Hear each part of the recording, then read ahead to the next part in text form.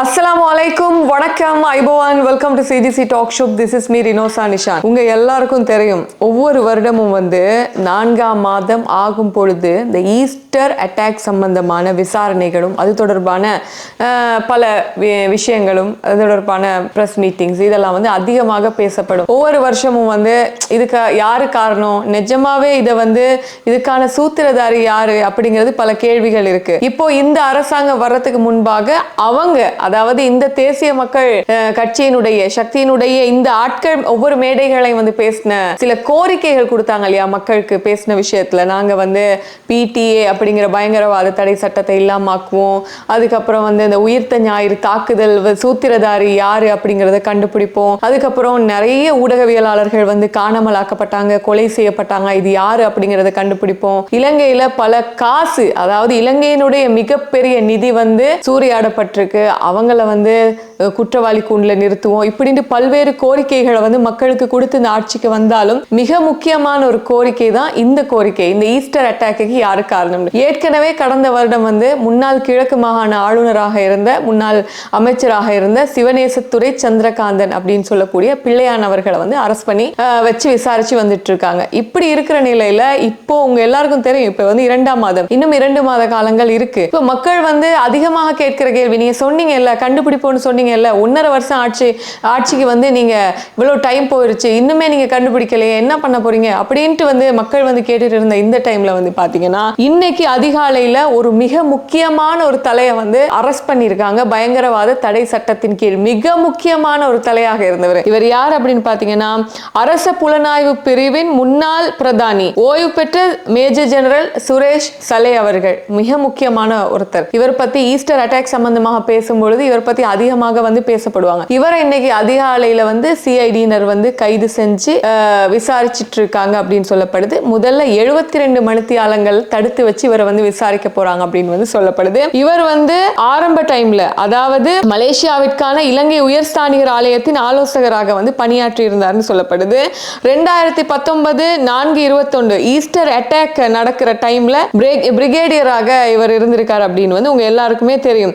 அதற்கு முன்னர் ராணுவ புலனாய்வு பிரிவின் பணிப்பாளராகவும் சுரேஷ் சலே பதவி வகிச்சிருந்தாரு அப்படின்னு சொல்லப்படுது. இன்னைக்கு போலீசார் ஒரு பிரஸ் மீட்டிங் வைக்கிறாங்க. அங்க பல ஊடகவியலாளர்கள் கேட்கிறாங்க, எந்த விசாரணைகளை அடிப்படையாக வச்சு சுரேஷ் சலே அவர்களை நீங்க பண்ணினீங்க அப்படின்னு சொன்னே பக்கத்துல உள்ள ஒரு போலீசார் கொஞ்சம் முழிச்சுக்கிட்டு இருந்தாங்க. என்னன்னா මෙහෙමයි අපි දන්නා මේ ප්‍රශ්නයට මේ අද මේ මාධ්‍ය සාකච්ඡා තියන්න හේතුවත් මේ අතරවෙන සම්බන්ධය. හැබැයි එකම දේ අතරවත් හේතුව ඇයි කියලා අපිට දැන් කියන්න බෑ විමර්ශන නොකර. right? ඒක මොකද කියන්නේ? නෑ අතරන ගැනීම අතරන ගන්න හේතු යම්කිසි සම්බන්ධතාවයක් තියෙන නිසානේ. මේක පාසු ප්‍රහාරය. අනික මේ අතර පුද්ගලයා නිකන් ඔබ කිව්වා වගේ සාමාන්‍ය පුද්ගලෙක් නෙවෙයි, සාමාන්‍ය පුරුෂයෙක් නෙවෙයි. ඔහු වෙලා බුද්ධාශ ප්‍රධානියා. ඉතින් ඔහු අතර කරන හේතුව මේක මේ සම්බන්ධයෙන් කරන විමර්ශන ප්‍රතිඵලයක් වශයෙන්. ඒ නිසා මම හිතන ඉදිරියේදී සම්බන්ධයෙන් අපිට තවදුරටත් අපිට දවස් කිහිපයක් මේකට ලබා දෙනවා. හේතුව අද උදේ අතරම අරගෙන ඉවරලා මට දැන් කියන්න බෑ, පැය කිහිපෙන් කියන්න බෑ මොකද සම්බන්ධය කියලා. ඒ නිසා ඒක අවස්ථාව ලබා දෙන්න. ஏதாச்சும் இருக்கணும்ல, அதை நீங்க மக்களுக்கு தெளிவுபடுத்தணும்ல அப்படிங்கிற மாதிரி. அப்ப அவங்க சொன்னாங்க என்னன்னா, நாங்க சில விஷயங்கள் இந்த ஈஸ்டர் அட்டாக் தொடர்பாக நாங்க ரொம்ப ஆழமா சில விசாரணைகளை முன்னெடுத்து வந்துட்டு இருக்கோம். அதுலதான் சுரேஷ் சலே அவர்களை நாங்க இப்ப கைது செஞ்சிருக்கோம். இன்னைக்கு காலையில அவர் தங்கியிருந்த வீடையும் நாங்க ஒரு ரைடு போய் ரொம்ப டீப்பா நாங்க அவங்களோட வீட்டை ரொம்ப செக் பண்ணோம். அது மாத்திரமில்லாம சுரேஷ் சலே அவர்களினுடைய மொபைல், அதுக்கப்புறம் லேப்டாப்பை போலீசார் கையகப்படுத்தி இருக்காங்கன்னு சொல்லப்படுது. இதை இன்னும் இந்த 72 மணித்தியாலங்களை கைது செஞ்சு அவரை தடுத்து வச்சு திரும்ப அவரை விடுவாங்களா, இல்லைன்னா இன்னும் அவரை தடுத்து வச்சு இன்னொரு 90 நாட்கள் உள்ள வச்சு விசாரிப்பாங்களா அப்படின்ற மிகப்பெரிய கேள்வி. இப்போ இந்த சுரேஷ் சலே அவர்களை கைது செஞ்சதுக்கு ஆதரவாக விமர்சனங்களும் வந்திருக்கு, எதிரான விமர்சனங்களும் வந்திருக்கு.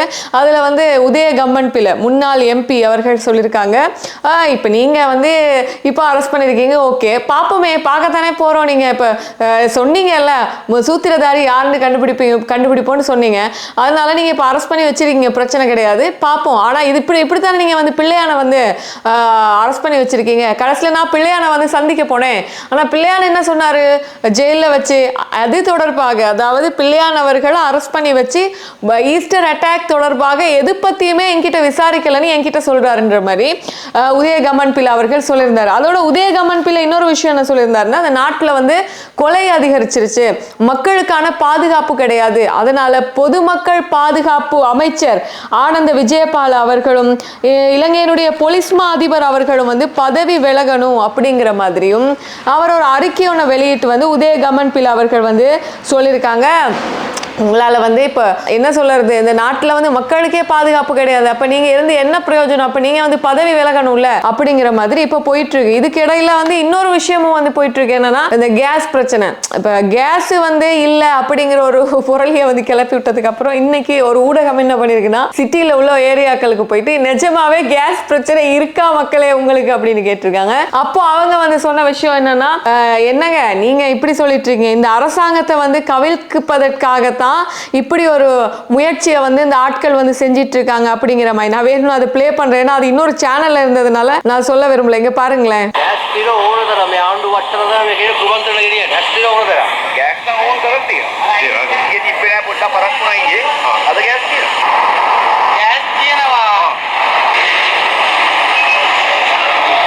என்னன்னா கேஸ் வேணும் மட்டுக்கு இருக்கு, ஆனா கேஸ் இல்லன்ற ஒரு பொருளையை வந்து கிளப்பி விடுறாங்க அப்படின்னு சொல்லும்போது இன்னைக்கு லிட்ரோ நிறுவனத்தினுடைய தலைவர் சன்ன குணவர்தன சொல்லியிருக்காரு என்னன்னா, 3900 மெட்ரிக் டன் சமையல் எரிவாயுவை ஏற்றிய கப்பல் ஒன்று இன்னைக்கு நாட்டுக்கு வருகை தர இருக்கிறதாக சொல்லியிருக்காரு. ஒவ்வொரு நாட்களும் அதாவது நாளாந்தம் 1,50,000 சமையல் எரிவாயு சிலிண்டர்கள் சந்தைக்கு வந்து விநியோகிக்கப்படுவதாக அவர் சொல்லியிருக்காரு. அதோட லாப் சமையல் எரிவாயு தட்டுப்பாடு காரணமாக பாதிக்கப்பட்டுள்ள சுற்றுலா ஹோட்டல்கள் மற்றும் தொழிற்சாலைகளை நடத்தி செல்வதற்கு தேவையான கட்டமைப்பில் எரிவாயுவை வழங்குவதற்கு நாங்கள் வந்து நேத்து நடவடிக்கை எடுத்திருக்கோம்னு சொல்லியிருக்காங்க. வர 28ஆம் தேதி 3700 மெட்ரிக் டன் சமையல் எரிவாயு ஏற்றிய கப்பலும் நாட்டுக்கே வருகை தர இருக்கு. அதனால கேஸ் பிரச்சனை இல்ல, கவலைப்படாதீங்க. ஏன்னா கேஸ் பிரச்சனை சொல்லும் பொழுதே ஆட்கள் என்ன பண்றாங்கன்னா, கேஸ் முடியறதுக்கு முன்னாடி கொண்டு போய் நிறைக்கிறதுக்கு ஐடியா பண்ணிட்டு இருக்காங்க. இது தொடர்பாக எதிர்க்கட்சி தலைவர் சொன்னார், நான் தான் முதல்ல வந்து பாராளுமன்றத்தில் இது தொடர்பாக பேசினேன் அப்படின்னு சொல்லிட்டு. ஆனா மக்கள் கிட்ட போய் மைக்க கொடுக்கும் பொழுது என்னங்க நீங்க, அவங்க தான் எதிர்க்கட்சி ஆட்கள் வந்து புரளி பண்ணிட்டு இருக்காங்கன்னா நீங்க வேற வந்து இது பண்ணிட்டு இருக்கீங்க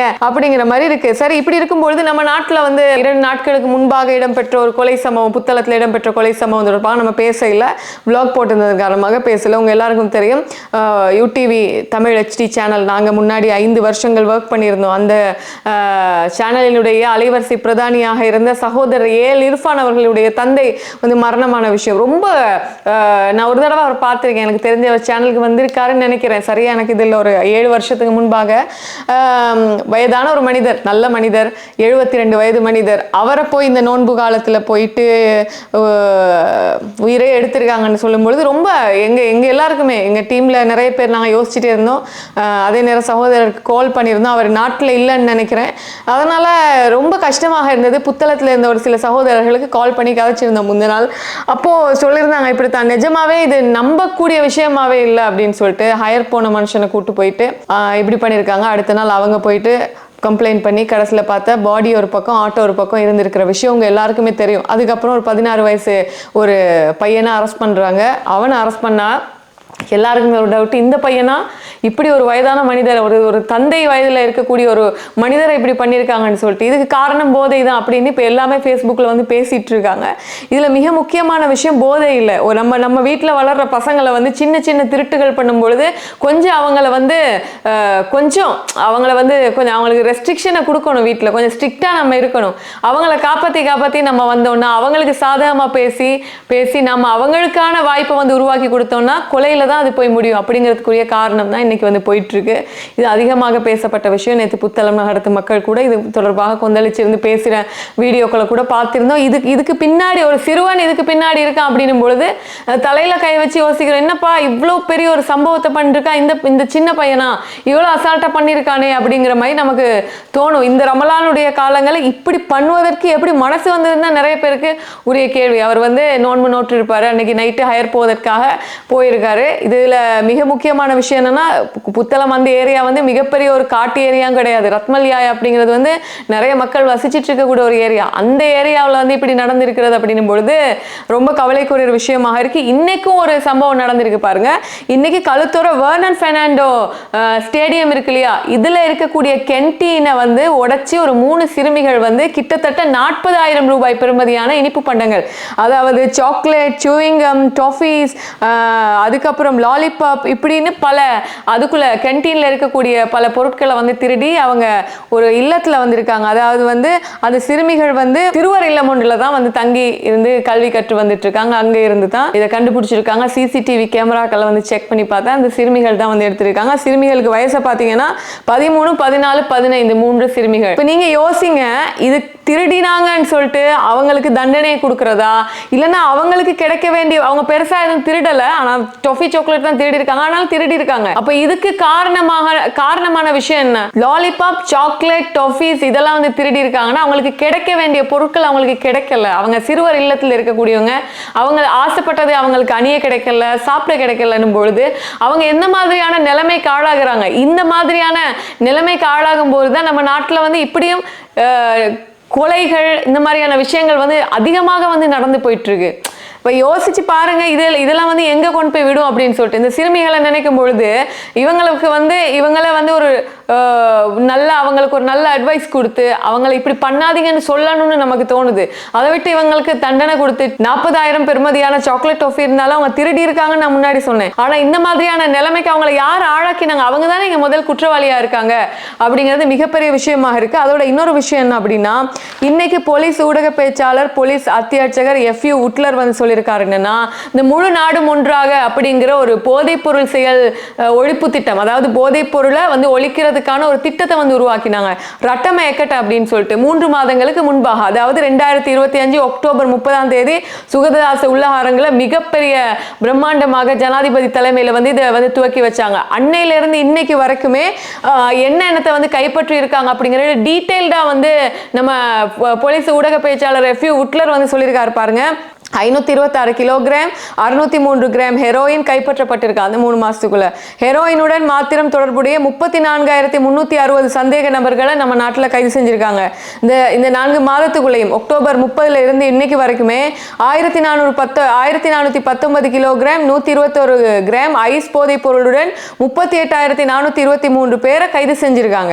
அதே போல இந்த 4 மாதத்துல 3,548 கிலோகிராம் கஞ்சா போதைப் பொருளுடன் 24,244 சந்தேக நபர்களை கைது செஞ்சிருக்காங்க.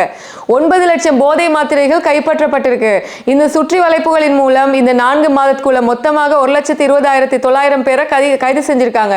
குறித்த கைதுகளூடாக சட்டவிரோத சொத்துக்கள் தொடர்புல 146 கேஸ்கள் வந்து விசாரணைக்குள்ள வந்து அடங்கி இருக்கு. 2017 தடுப்பு காவல் உத்தரவுகளை பெற்றுக்கொள்வதற்கு எம்மால் வந்து முடிஞ்சிருக்குன்னு போலீஸ் ஊடக பேச்சாளர் சொல்லியிருக்காரு.